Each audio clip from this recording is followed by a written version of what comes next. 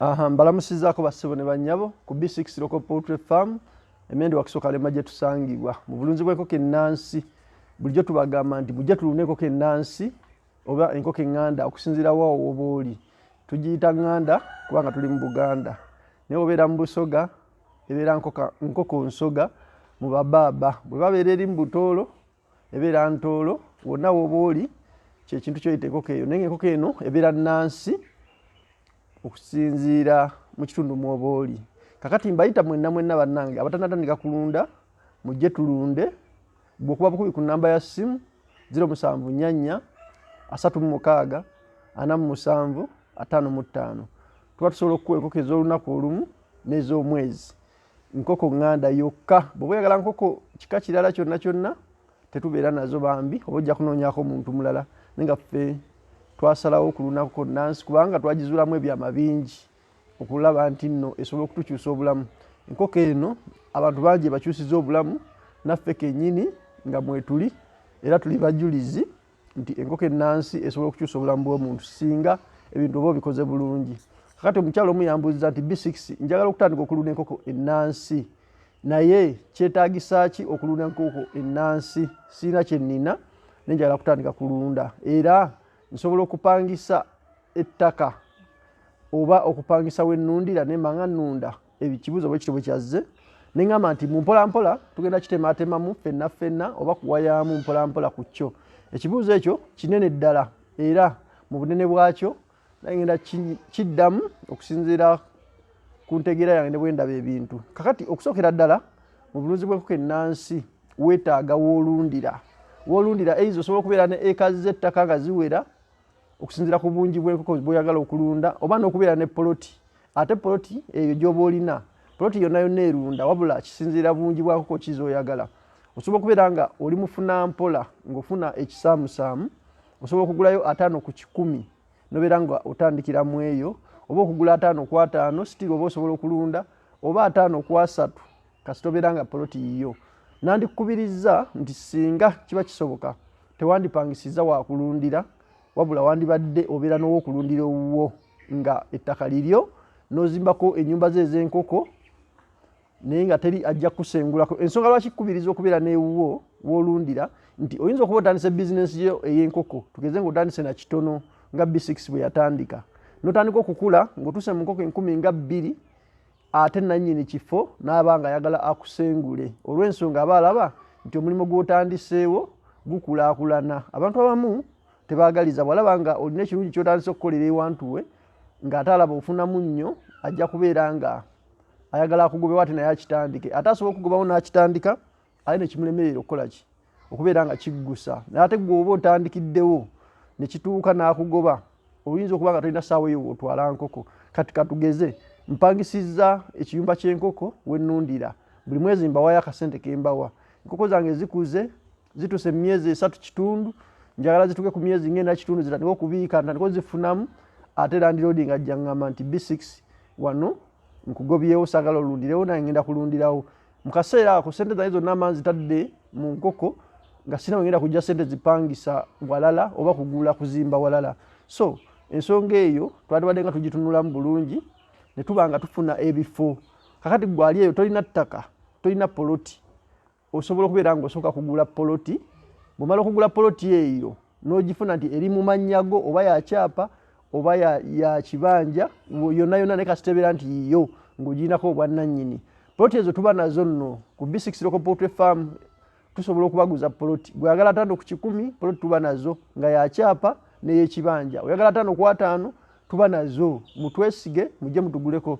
Emabegakaawo muganda wange Brian namuguza poloti 5 ku 10 ne sister wange ne muguza naye 5 ku 10 era gyali eyo nyinza obutamwatuukiriza linnya olw'embeera ng'eyo naye nga yagula naye 5 ku 10 era very soon agenda kukomawo abe nga azimbako ekiyumba ky'enkoko atandika okulunda. So nawe wenna ali eyo ng'oyagala poloti tuba nazo mu bbeeyi ensaamusaamu.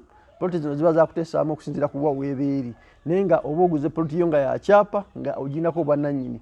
Bw'oba ofunye poloti eyo oba osobola bulungi okulunda kubanga kyoba ozimbyeko kyonna oba kiyumba kya nkoko oba ennyumba gy'ozimbyeko teri agenda kugobako kufuba kulaba nti naate akusengula. ennyumba ebayiyo ne bozimbako ebiyumba by'enkoko biba bibyo tewali agenda kusengula. Mujjukire nti nno ebiyumba by'enkoko bino bw'okiteekawo kibeera kigenda kubeerawo ebbanga ddene ate kigenda tekizza mangu ssente bw'oba okitaddemu ssente tekikomyawo mangu ssente zaakyo zikomawo mpolampola ng'otandise okufuna amagoba mu nkoko. Kati oli bw'oba wakakiteekawo ate n'akugamba zimbula abeera akuyisiza bubi nnyo. So nze nandibadde ngamba nti mu bulunzi bw'enkoko ennansi sooka ofune ettaka oba poloti oba acres oba yakyapa oba si yakyapa naye ng'ettaka liryo olinako obwannannyini. Ze ne kiba kiddako awo kubeera kuteekako nnyumba omuntu gwagenda okulunda mw'onoosulanga oba nnyumba efaanana etya okusinziira mu mbeerayo giteekeko. Ekiddako kubeera kuteekako biyumba bya nkoko oba ennyumba z'enkoko. Ennyumba z'enkoko ezo osobola okuzimba temporary oba n'ozimba permanent. Temporary tutegeeza ennyumba ng'ogizimbye mu nkola ey'okukekkereza ssente ng'okozesezza ebintu ebisaamusaamu by'oba olina ng'amabaati, makooko, miti n'ebisigadde. Ate permanent tuba tutegeeza okuzimbako ennyumba eya amabulooka ng'okozesezza amabulooka na butimba n'amabaati. Eyo ennyumba ebeera permanent era naye ebeera nnungi ddala. So bw'omala okufuna ettaka oba poloti oba ttaka ddene oba kibanja teekako ennyumba mw'onoosula gw'alunda oba omukozi we agenda okulundira w'anaasula n'oba omuzimbiddeko bulumuzi nga bubiri oba kaluumu kamu kaba kasobola omukolera. Ekiddako zimbako ebiyumba by'enkoko okusinziira ku nkoko z'oyagala okutandika nazo. Oba oyagala okutandika na nkoko 10 ffe twandigambye nti wandizimbe na kiyumba nga kya nkoko 2 singa obusobozi bubaawo. Naye oba tebuliiwo osobola okutandika n'ekyenkoko 10 kyennyini n'ogenda ng'ogaziwa mpolampola. Oba oyagala kutandika nkoko 2 teekako ekiyumba kya nkoko 2 oba 3. Bwe oyagala kutandika na 5 bw'otyo awo ekiddirira kubeera nga tufuna nkoko zaffe. Kakati nga mbadde mbagamba nti ekiddako ng'omaze okubeera n'ettaka ozimbyeko ennyumba ozimbyeko ebiyumba by'enkoko okusinziira ku nkoko z'oyagala kutandika nazo. Ekiddako kubeera kubuukinga nkoko okusinziira ku nkoko z'oyagala okutandika nazo. Okubuukinga enkoko kuno ojja kujja ku B6 Local Poultry Farm. Bwe oyagala nkoko za lunaku lumu tujja zikuwa. Oyinza okugamba nti njagala kutandika na nkoko 2 oba 3 oba 5 oba 100. Enkoko zonna z'oba oyagala n'oteekayo buukingi waazo. Kati omala okubuukinga enkoko ezo ekiddako kubeera kugula bigenda kukozesebwa ku farm. Ebigenda kukozesebwa ku farm mujja kubeeramu okugula obukuta bw'onoteeka mu kiyumba ky'enkoko. Ojja kwetaaga okugula bibuluda pepa ebinaakuyambako ng'obuludinga enkoko okusinziira ku nkoko z'oyagala. Ojja kugulayo sigiri ezinaleetaka heat oba zibuluda stoves ezinakuwaka heat mu buluda. Ojja kugulayo amanda oba bino ebyanda bye tukozesa okubuludinga ennaku zino. Abantu babikozesa abamu ne bakozesa amanda okusinziira ku kiki oba oyagadde gwe muntu alunda. Ekirala ojja kwetaaga okugulayo ku glucose ne vitamini okusinziira ku nkoko z'oyagala. Oguleyo n'ebinywebwamu enkoko bwe zinaanywera tuziyita drinkers era ojja kugula okusinziira ku nkoko z'oba okoze ki z'oyagadde okutandika nazo. Kati awo ojja kugulayo buno butre ojja kugulayo emmere esooka mu omwezi okuva ku lunaku olumu paka ku mwezi ng'ezo ze tuyita zipireti. Awo ojja kugulayo ne feeders. Feeders zino zigira mu stages za njawulo. Waliwo feeders first stage ne wabeerawo second stage ne stage ey'okusatu. First stage bwe bubeera obutono bulibwamu enkoko okuva ku nnaku 7 paka ku mwezi. Second stage okuva ku mwezi paka ku myezi ng'esatu. Then wabeerawo ne stage esembayo ey'okusatu ke kakatiba akanene oba feed ennene esobola okuliibwamu enkoko ekuze. Kakati ekiddako awo kuba kugulanga mmere eneeriisa enkoko ezo okusinziira ku nkoko ze watwala ne weetaaga n'akasente akanaagulanga eddagala ne vaccines okusobola okubeera nga olunda n'otambula bulungi. Obusente obuba bwetaagisa obulala buno bu transport bigwa tebiraze obwo bwonna oba obwetaaga. So mu bulunzi bw'enkoko ennansi nga bwe wambuuzizza madamu ndi kyetaagisa ki ebyo byebintu bye baweetaaga mu bufunze. Tugambye kuliko ettaka w'onoolundira, kuliko okuzimba ennyumba y'omuntu anaabeera asula ku faamu mwanaasula, ennyumba z'enkoko n'olyokugattako na bino okugula nkoko n'ebisigadde byonna ebikozesebwamu drinkers, feeders, vitamini, glucose, manda, nsuwa, bukuta bwa mu nnyumba ya nkoko n'emmere eyo esobola okuyamba okuliisa enkoko mpaka ku myezi 4. Awo olyoka ogatteko ne vitamini ne glucose ogatteko ne vaccines n'obusente obunaakuyamba nga okujjanjaba enkoko singa ebanga erwadde. Ebyo ebintu byoba weetaaga. Kakati gwe kennyini agala okutandika okulunda enkoko oba olina okutuula wansi ng'omaze okufuna ettaka n'otuula n'obalamu n'ogamba njagala kutandika na nkoko bweziti kanzimbe ennyumba y'enkoko bweziti njagala kutandika byonna era nze ku B6 wano bw'ombeera ng'ombuuza nsobola okukubaliramu ne kuwa budget yeze enkoko zoyagala okutandika nazo ne wetunulatunulamu n'olaba oba ssente z'olina ziba zikumazaako bulungi. Ngamba abantu nti enkoko zino zirya tandika nga weetegesa at least ng'olinawo ng'ebitundu 7 ku buli 100 ojja kuba omalako bulungi.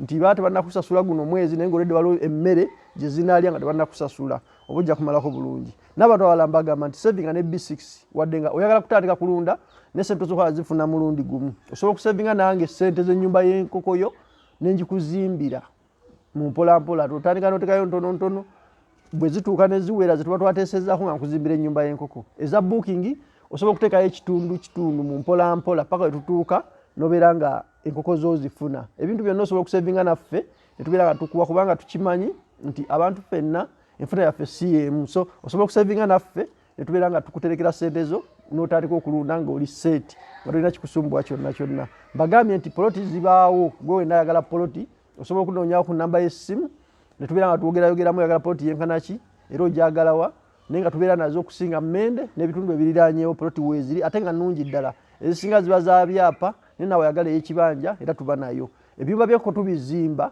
tobeereyo ne weekubagiza nti sina nanzimbira nnyumba ya nkoko. Ennyumba y'enkoko tujja gikuzimbira bulungi okusinziira ku nkoko zoyagala okutandika nazo. Tubagamba nti ennyumba y'enkoko 100 nga ya temporary ebeera ya kakadde, ey'enkoko 2 ebeera ya bukadde 2, nkoko 3 bukadde 3.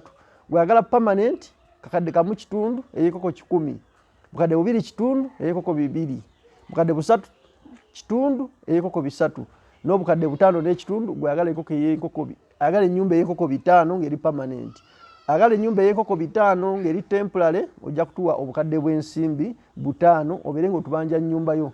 Ebyo byonna materials labor biki byonna bibeera ku ssente ezo gwe butwa ssente ezo oba otubanja nnyumba ya nkoko yo ng'ewedde bulungi ne tugikuwa. N'enkoko tuba tujja zikuwa bulungi nnyo era enkoko zaffe zibeera nnungi. Abalabye ku bulidi yaffe n'abagirunzeeko bagiweera obujulizi terina buzibu bwonna ekula bulungi nkoko zigejja ziba zirabika bulungi nga tezina ttabbu yonna. So gwe wenna ali eyo oyagala okutandika obulunzi bw'enkoko ebintu ebyo tobissaamu maaso bintu bikulu nnyo naye nga naawe wenna n'oba olina kitono kyonna osobola okujja ne tutandika okulunda.